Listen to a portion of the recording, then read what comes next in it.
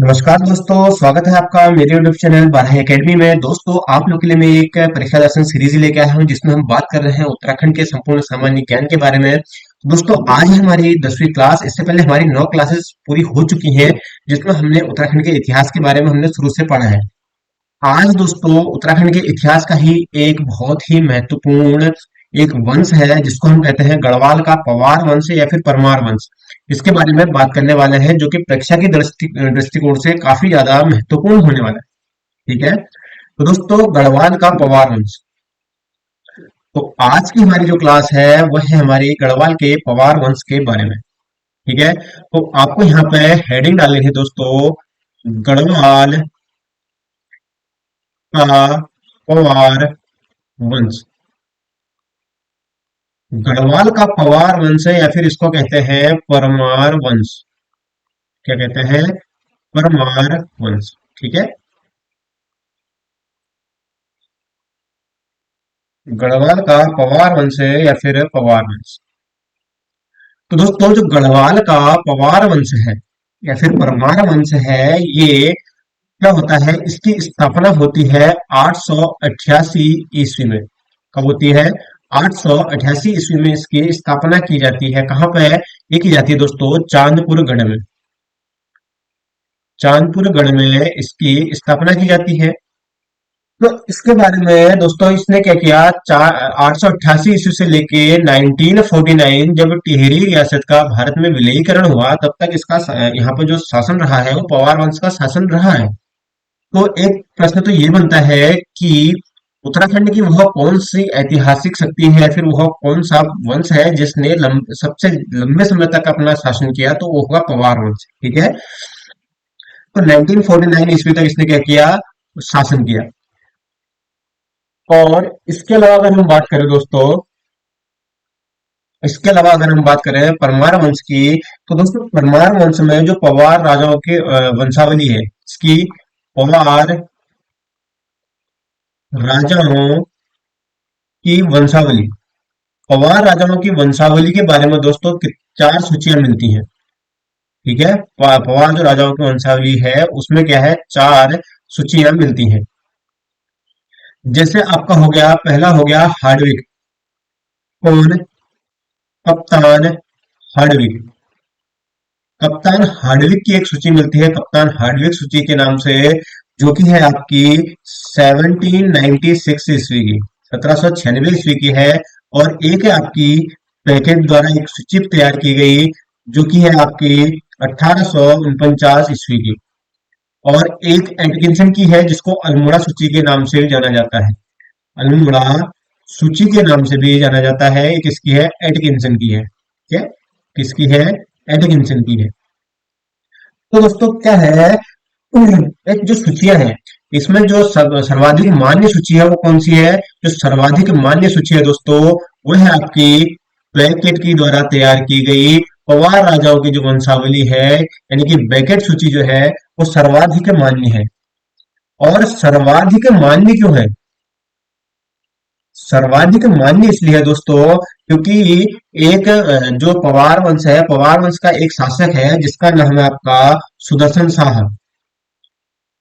कौन? सुदर्शन शाह का एक रचना है सभासार ग्रंथ। एक ग्रंथ है सभासार ग्रंथ।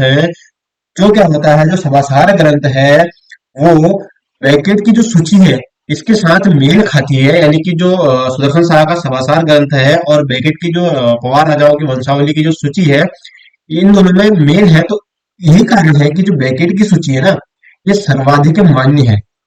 तो क्या होता है, 888 ईस्वी से लेके 1949 तक है, तो यहाँ पे दोस्तों 60 राजाओं का शासन होता है। 60 पवार राजाओं का शासन होता है। ठीक है, तो सबसे पहले हम बात करेंगे इन 60 राजाओं में राजा कनकपाल के बारे में। तो यहाँ पे आपको हेडिंग डालनी है, राजा कनकपाल। राजा कनकपाल। राजा कनकपाल। तो दोस्तों राजा कनकपाल कौन थे? तो दोस्तों जो राजा कनकपाल थे, ये धार निवासी के थे। मतलब कि जो धार नगरी है गुजरात से आए हुए थे। धार नगरी गुजरात के निवासी थे। कहाँ के? हार नगरी गुजरात के निवासी थे। तो क्या होता है, जब ये गढ़वाल में आते हैं दोस्तों, कहाँ आते हैं? गढ़वाल में आते हैं। तो यहाँ पे एक गढ़ था, पहले क्या था, जो 9वीं शताब्दी, मैंने जैसा कि आपको बताया कि 888 ईस्वी में पवार वंश की स्थापना होती है, यानी कि 9वीं शताब्दी।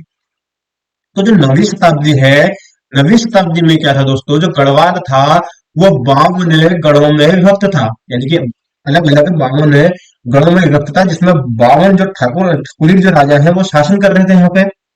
जिनमें से एक दोस्तों था आपका चांदपुर गढ़।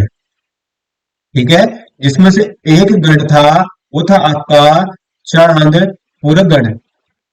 तो चांदपुर जो गढ़ है, चांदपुर गढ़ के राजा थे आपका भानु प्रताप।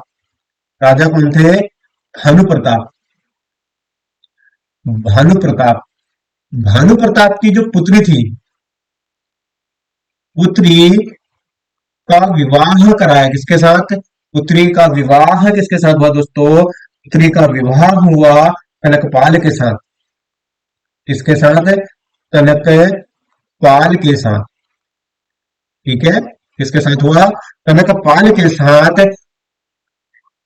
यहाँ पे क्या है, जो अलग अलग इतिहासकार हैं, अलग अलग इतिहासकार जो राजा कनकपाल को है, कनकपाल को अलग अलग जगह का बताते हैं। कोई बताता है कि ये गुर्जर देश से आए थे। ठीक है, गुर्जर देश यानी कि जो गुजरात का और मालवा का कुछ हिस्सा है, मतलब गुजरात में भी पड़ता है गुर्जर देश का, लेकिन जो आयोग है, आयोग आपका धार नगरी को सही आंसर मानता है। ठीक है, तो जो वहां पे गढ़वाल में 52 गढ़ थे, 52 गढ़ों में एक गढ़ था चांदपुर गढ़। तो चांदपुर गढ़ के जो राजा थे भानु प्रताप, उनने अपनी पुत्री का विवाह करवाया किसके साथ? उनने अपनी पुत्री का विवाह कराया राजा कनकपाल के साथ। और राजा कनकपाल ने दोस्तों 888 ईस्वी में पवार वंश की स्थापना की। पवार वंश की स्थापना की। ठीक है, कब की? 888 ईस्वी में परमार वंश की क्या की? स्थापना की राजा कनकपाल ने। और इसकी जानकारी हमें मिलती कहाँ से है? ठीक है, जो यहाँ पे इसकी जानकारी मिलती है, आपको यहाँ पे स्टार में लिखना है जो इसकी जानकारी है। जो इसकी जानकारी है कहाँ से मिलती है? तो दोस्तों, जो इसकी जानकारी है, जानकारी हमें मिलती है, स्टार लगा के लिखना है। जानकारी मिलती है अनंतपाल के धारशिल शिलालेख से। अनंतपाल के धारशिल शिलालेख से। कहां से? धारशिल शिलालेख से। और जगतपाल के, जगतपाल के, जगतपाल के देवप्रयाग, देवप्रयाग अभिलेख से। देवप्रयाग अभिलेख से इसकी जानकारी मिलती है, जो कि हमको मिला है देवप्रयाग के रघुनाथ, रघुनाथ मंदिर से, जो कब का है? 1455 ईस्वी का है। ठीक है, 1455 ईस्वी का है। और जो ये देवप्रयाग अभिलेख है, यानी कि जो ये देवप्रयाग अभिलेख है दोस्तों, ये जो देवप्रयाग अभिलेख है, ये पवार वंश का प्राचीनतम अभिलेख, पवार वंश का प्राचीनतम अभिलेख। ठीक है, प्राचीनतम अभिलेख। आगे जाके हम इसके बारे में बात करेंगे। तो पवार वंश का जो प्राचीनतम अभिलेख है वो कौन सा है? वो है आपका देवप्रयाग का जो अभिलेख है। जो पवार वंश है, पवार वंश की स्थापना किसने की? राजा कनकपाल के द्वारा की गई। अगले राजा है दोस्तों हमारे, अगले राजा की अगर हम बात करें तो अगले राजा हमारे बहुत सारे आते हैं, जैसे श्यामपाल, पदुपाल, अभिगतपाल।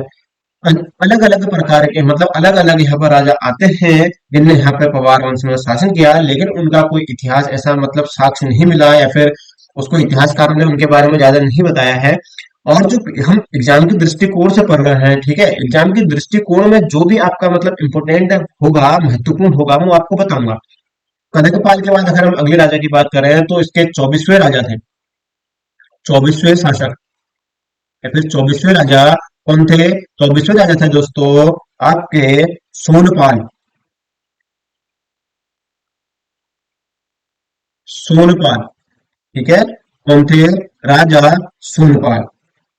तो जो राजा सोनपाल थे दोस्तों, जो 24वें शासक थे राजा सोनपाल, इनसे जो प्रश्न बनता है कि वह कौन सा शासक है जिसने, पहले मैं आपको बता दूं, जो राजधानी थी, अब आपको बताना भूल गया, जो राजधानी, राजधानी कहाँ थी दोस्तों तब? राजधानी थी आपका चांदपुरगढ़ में। चांदपुरगढ़, ठीक है, तब राजधानी थी चांदपुरगढ़ है। और जो सोनपाल है दोस्तों, जब सोनपाल आए तो इन्होंने राजधानी बनाई कहाँ पे? इसने भिलंग घाटी को राजधानी बनाया। इसको भिलंग घाटी को राजधानी बनाया। प्रश्न कुछ इस तरीके से आ सकता है कि वह कौन सा पवार शासक है जिसने राजधानी चांदपुरगढ़ से दोस्तों भिलंग घाटी को बनाया, यानी कि चांदपुरगढ़ से स्थानांतरित स्थानांतरित करके भिलंग घाटी को राजधानी बनाया। तो आपका उत्तर होगा सोनपाल। और इसने क्या किया? इसने राजधानी को भिलंग घाटी में बनाया। और आज भी इस घाटी को दोस्तों क्या कहा जाता है? सोनी भिलंग के नाम से जाना जाता है। क्या नाम से जाना जाता है?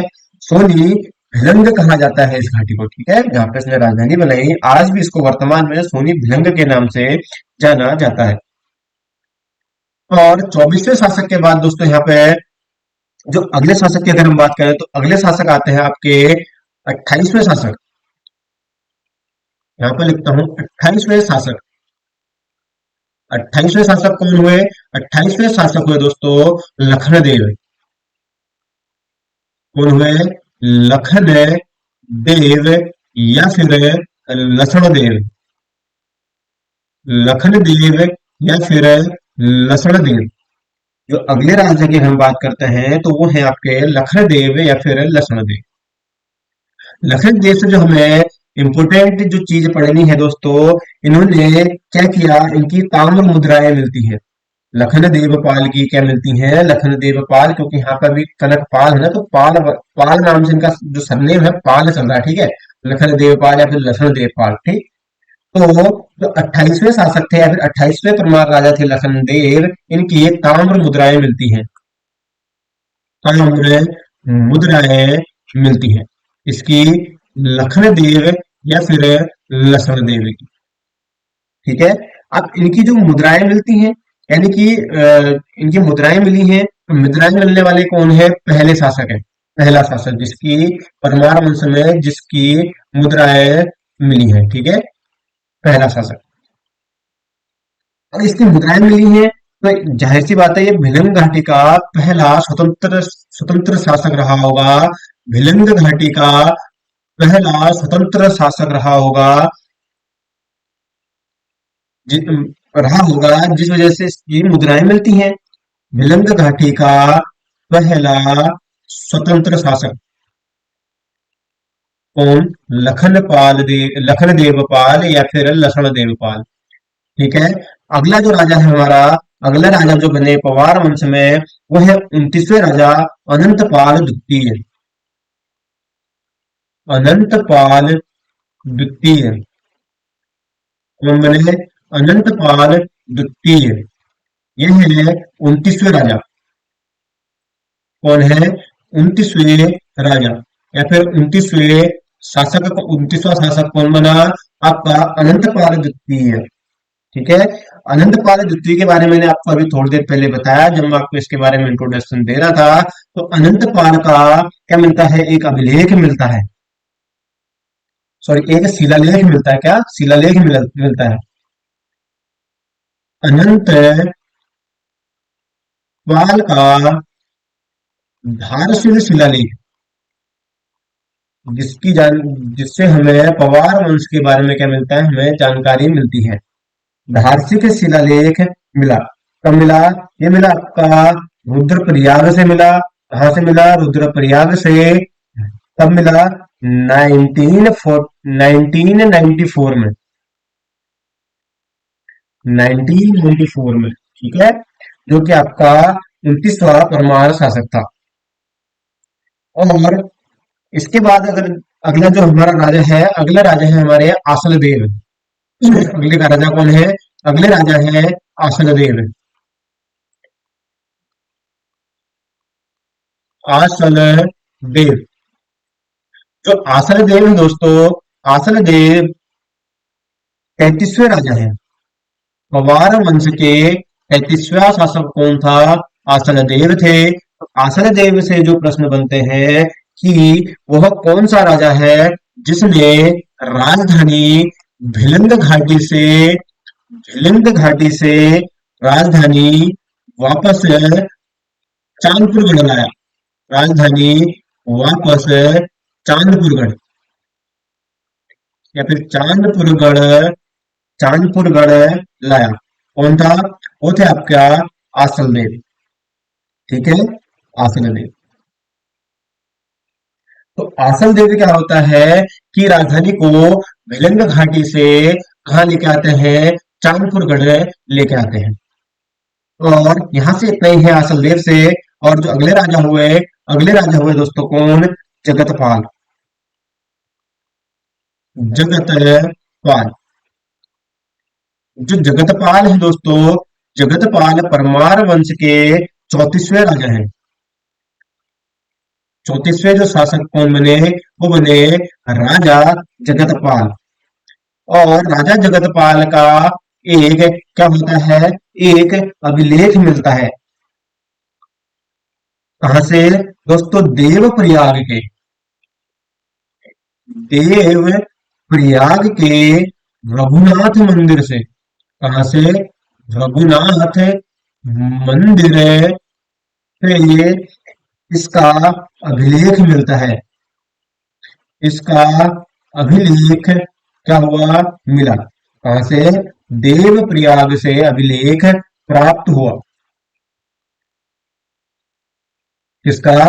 जगतपाल का, जो कि परमार वंश के 34वें क्या है? राजा है या फिर 34वें शासक हैं। जिस पर जगतपाल को रजवाड़ा कहा गया है। जिस पर जगतपाल को क्या कहा गया है? जगतपाल को रजवार कहा गया है। रजवार कहा गया है। ठीक है, जिस पर जगतपाल को क्या कहा गया है? रजवार कहा गया है। ये जो अभिलेख प्राप्त हुआ दोस्तों, ये 1455 ईस्वी का अभिलेख है। ठीक है, 1455 ईस्वी का अभिलेख है। तो जगतपाल क्या थे? 34वें शासक थे। इसके बाद आते हैं उत्तराखंड के एक महान शासक, यानी कि गढ़वाल के, जो गढ़वाल का पवार वंश है, पवार वंश का सबसे महान शासक के बारे में, जिसने गढ़वाल के 52 गढ़ों को विजित किया था। ठीक है, तो अगला जो राजा बनता है दोस्तों, अगले जो राजा बनते हैं वो है आपका राजा अजयपाल। आप हेडिंग डालेंगे राजा अजय पाल। तो राजा अजय पाल की बात करते हैं, तो राजा अजय पाल परमार वंश का दोस्तों 37वां शासक बना। परमार वंश का 37वां शासक कौन था? तो राजा अजय पाल थे। 37वां शासक कौन था दोस्तों? 37वां शासक था आपका राजा अजय पाल। ठीक है, राजा अजय पाल दोस्तों, ये वही है पवार वंश का जो वास्तविक संस्थापक कहा जाता है ना जिसको, वो है आपका राजा अजयपाल। और यहीं से गढ़वाल के पवार वंश की मतलब जो वास्तविक या फिर हम बोले जानकारी जो मिलती है ना, व्यवस्थित जानकारी जो मिलती है वो यहीं से मिलती है। यहीं से लगभग जो राजा आएंगे, अब हम उनके बारे में लगातार बहुत अच्छे से यहाँ पे पढ़ते जाएंगे।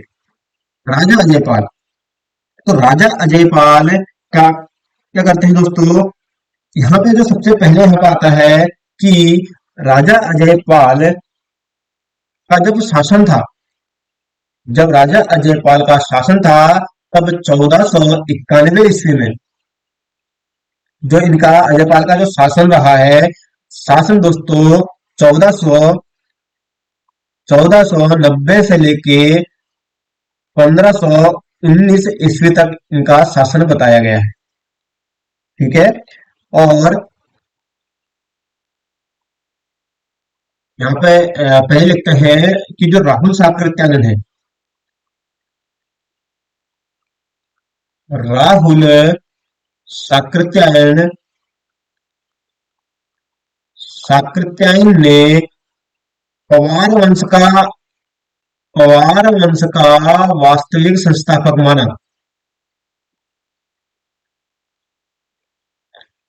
वास्तविक संस्थापक माना किसको?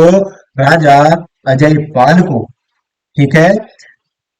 तो 1941 में क्या होता है दोस्तों? नाइन सॉरी 1491 में, उल्टा बोल दिया मैंने, 1491 ईस्वी में कुमाऊं शासक है, या फिर कुमाऊं का चंद शासक। ठीक है। कुमाऊं का एक चंद शासक थे। कौन थे? कीर्ति चंद। कीर्ति चंद कीर्ति चंद ने क्या किया? गढ़वाल पर आक्रमण किया। गढ़वाल पर क्या किया दोस्तों? गढ़वाल पर आक्रमण किया। अब यहाँ से प्रश्न कैसे आते हैं मैं आपको बताता हूँ। यहाँ पर प्रश्न कुछ इस तरीके से आएगा कि वह पवार वंश का वह शासक है, वह कौन सा शासक है जिसके शासन काल में कुमाऊं का या फिर कीर्ति चंद का या फिर चंदों का प्रथम आक्रमण हुआ या फिर गढ़वाल पर पहला आक्रमण हुआ। तो कब हुआ? गढ़वाल पर जो पहला आक्रमण हुआ ये अजय पाल के काल में हुआ। तो यहाँ पे लिखना है गढ़वाल पर आक्रमण हुआ किसके द्वारा? कुमाऊं के एक चंद शासक हैं कीर्ति चंद ने गढ़वाल पर आक्रमण किया। और कीर्ति चंद भी पहला चंद शासक है जिसने गढ़वाल पर आक्रमण किया है। ठीक है। गढ़वाल पर पहला आक्रमण, गढ़वाल पर पहला आक्रमण किसके द्वारा किया गया? कीर्ति चंद के द्वारा किया गया। या फिर प्रश्न होगा कुमाऊं का वह शासक है जिसने गढ़वाल पर पहला आक्रमण किया, तो आपका उत्तर होगा कीर्ति चंद। तो यहाँ पे क्या होता है दोस्तों? कीर्ति चंद ने अजय पाल को बधागढ़ के युद्ध में हराया था। क्या होता है? कीर्ति चंद ने कीर्ति चंद ने अजय पाल को अजय पाल को बधाड़ गढ़ के युद्ध में हराया। यानी कि इसमें अजय पाल हार गया था, युद्ध में हराया। ठीक है। और इसी कारण क्या होता है? जो अजय पाल है, अजय पाल क्या करता है दोस्तों? अपनी जो राजधानी है, राजधानी परिवर्तित करता है। जब पवार वंश बनता है तो चमोली के चांदपुर गढ़ में क्या थी?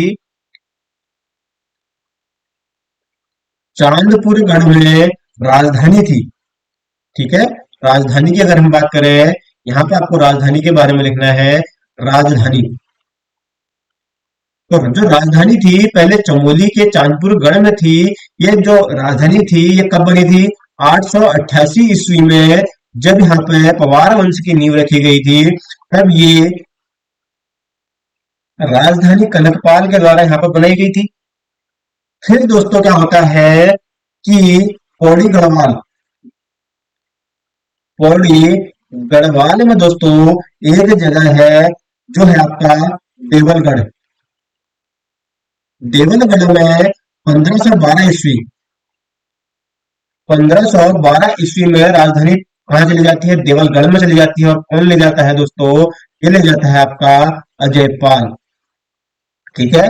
बीच में मैंने आपको बता दिया कि जो भिलंग घाटी में भी राजधानी बनती है उसके बारे में बताया, लेकिन मैं यहाँ पे अजय पाल के बता रहा हूँ, अजय पाल के बारे में बता रहा हूँ कि चांदपुर गढ़ में राजधानी थी। तो चांदपुर गढ़ से देवलगढ़ राजधानी किसने बनाई? तो अजय पाल ने बनाई।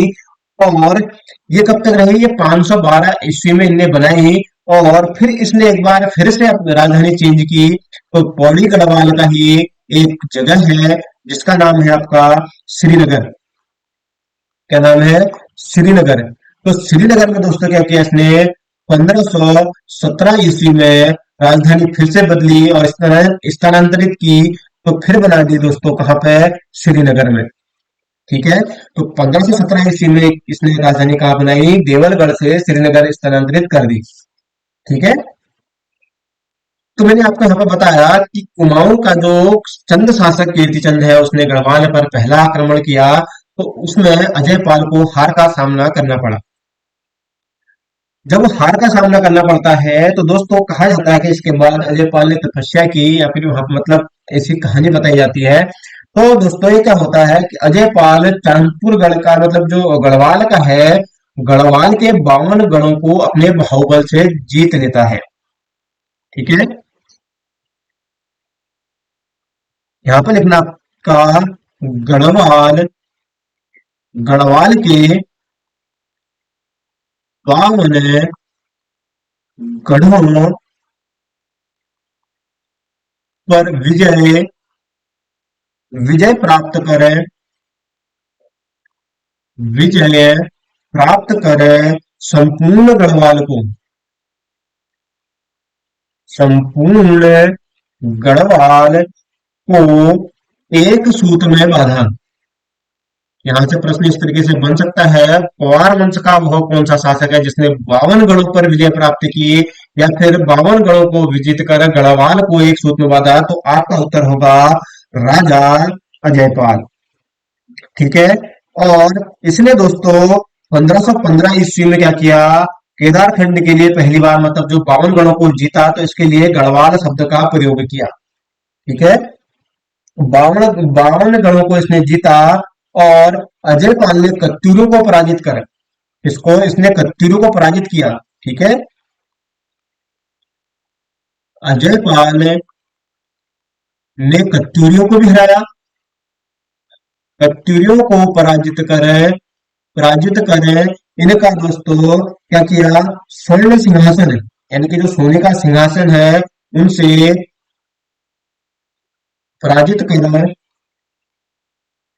उनसे सोने का सिंहासन, क्या सोने का सिंहासन, सोने का सिंहासन छीना था। ठीक है, किसने छीना था? किसने? राजा अजय पाल ने।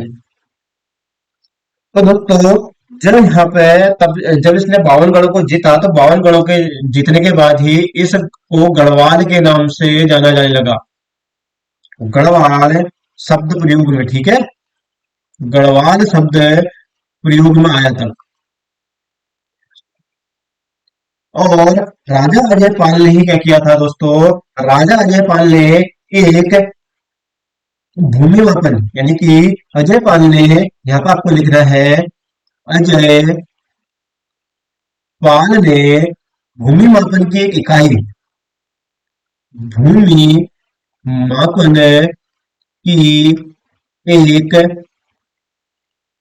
एक इकाई, भूमि मापन की एक इकाई जिसका नाम क्या है, धूलिपाथा। क्या है आपका? धूलिपाथा।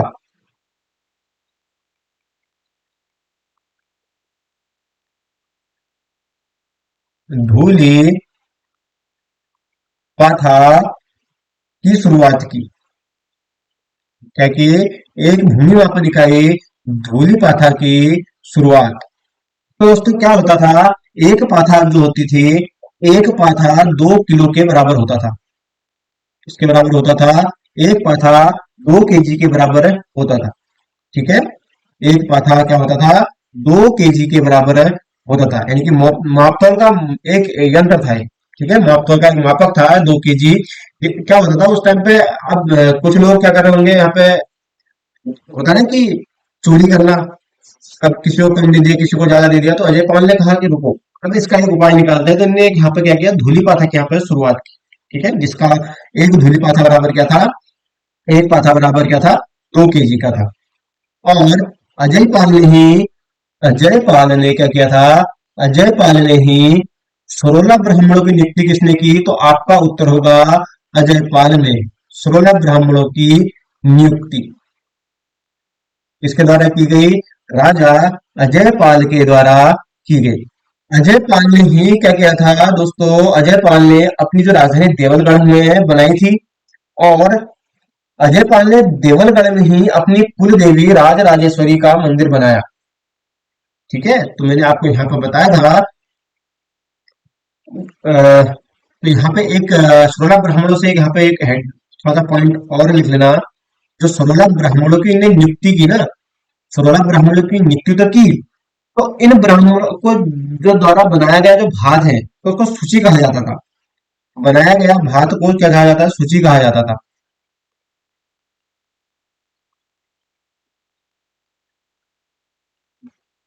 भात को सूची कहा जाता था,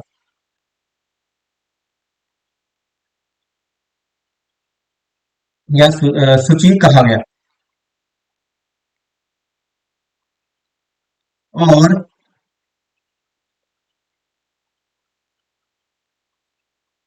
और यहाँ पर दोस्तों जो अजय पाल है, अजय पाल ने क्या किया? अजय पाल ने जब देवनगढ़ में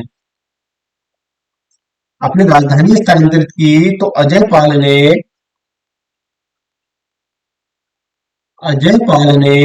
देवनगढ़ में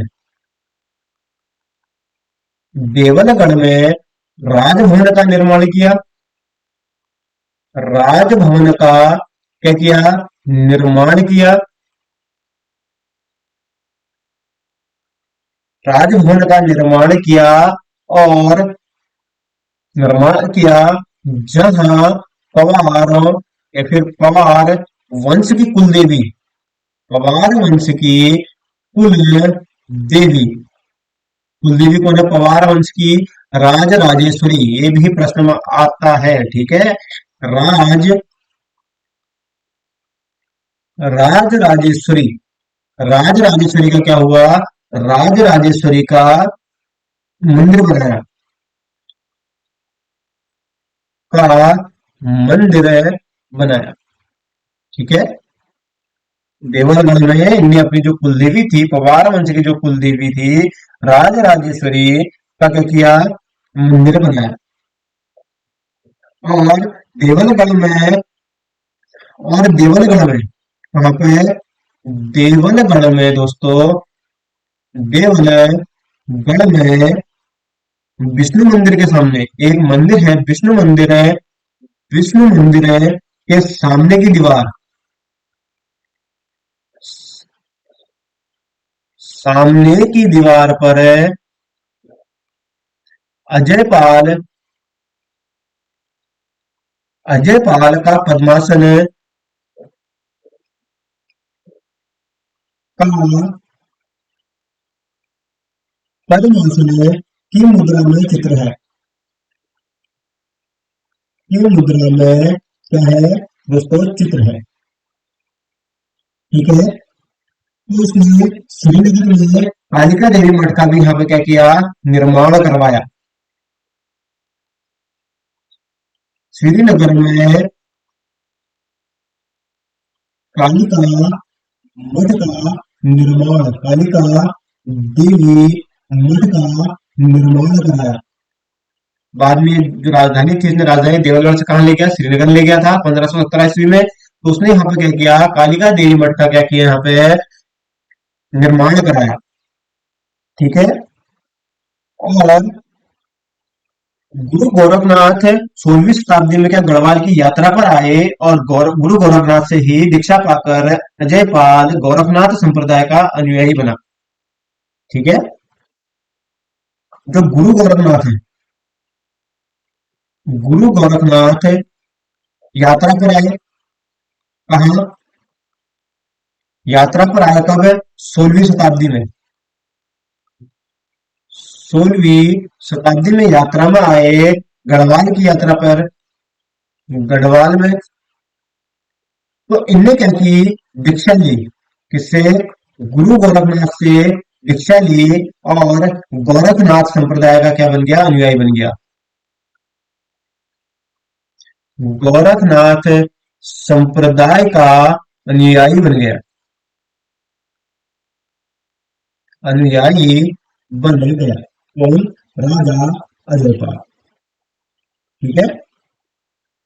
प्रश्न इस तरीके से बन सकता है कि अ, अजयपाल गौरव कौन से पंथ का अनुयायी था? तो गोरखनाथ पंथ का अनुयायी था।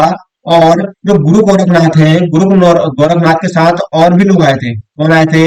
जो गुरु गोरखनाथ है दोस्तों, इनके साथ और भी आए थे। कौन आया था? इनके अनुयायी थे कौन? भरतहरि। और इनके अनुयायी कौन थे? भरतहरि और भरतहरि और एक और थे गोपीचंद। कौन थे? भरतहरि और गोपीचंद। ठीक है। और मैं आपको यहाँ पे एक चीज बताना भूल गया। कनकपाल में, कनकपाल में दोस्तों यहाँ पे एक नोट कर लेना कि जो आपका पवार वंश है, ठीक है, आदि पुरुष, पवार वंश का आदि पुरुष किसे कहा जाता है? पवार वंश का आदि पुरुष किसे कहा जाता है दोस्तों? राजा कनकपाल को कहा जाता है। ठीक है। किसको कहा जाता है? राजा कनकपाल को कहा जाता है। और यहाँ पर पढ़ रहे थे अजयपाल। तो अजयपाल यहाँ पे है। गुरु गोरखनाथ के जो अलग जो और अनुयायी थे कौन थे? भरतहरि और गोपीचंद थे। ठीक है। और अजयपाल को यहाँ पे बहुत सारी शब्दावली, अजयपाल के लिए बहुत से मतलब कि यहाँ पे अलग अलग नामों से अजयपाल को जाना जाता है। जैसे इसको कहा गया दोस्तों, गढ़वाल का अशोक किसे कहा गया? गढ़वाल का अशोक, गढ़वाल का अशोक कहा गया है किसको? आपका अजयपाल को। या फिर गढ़वाल का नेपोलियन किसके लिए प्रयोग किया गया है? अजयपाल के लिए। गढ़वाल का नेपोलियन है। या फिर है गढ़वाल का बिस्मार्क। गढ़वाल का बिस्मार्क किसको कहा गया है?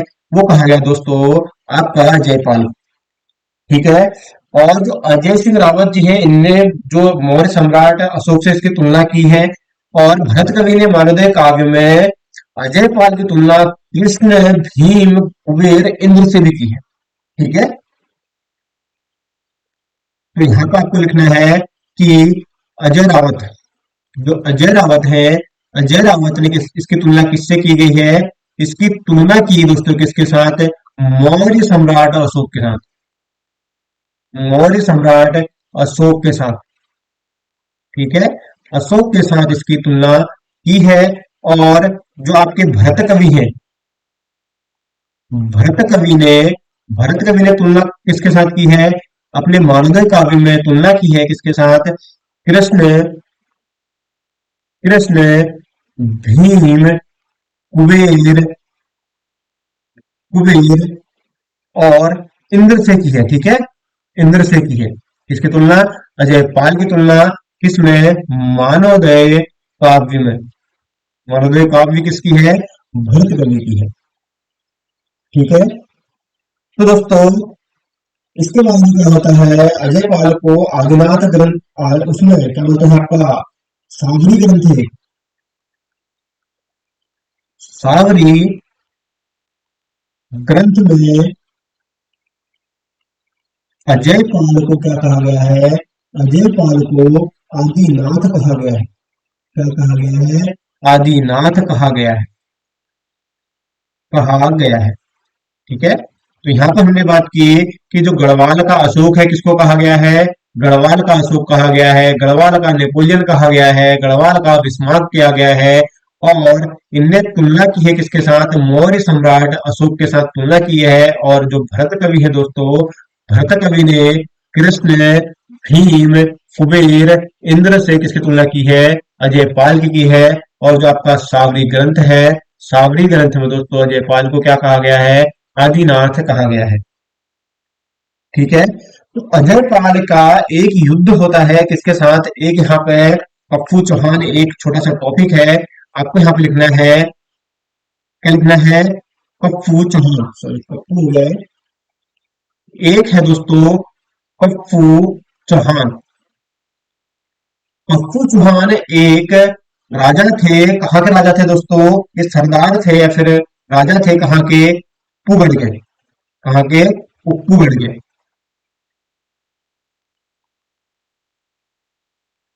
उप्पूगढ़ के सरदार, उप्पूगढ़ के सरदार। ठीक है। उप्पूगढ़ के सरदार थे कौन थे, उप्पूगढ़ के या राजा थे कौन थे, कप्पू चौहान। तो कप्पू चौहान का क्या होता है, युद्ध होता है।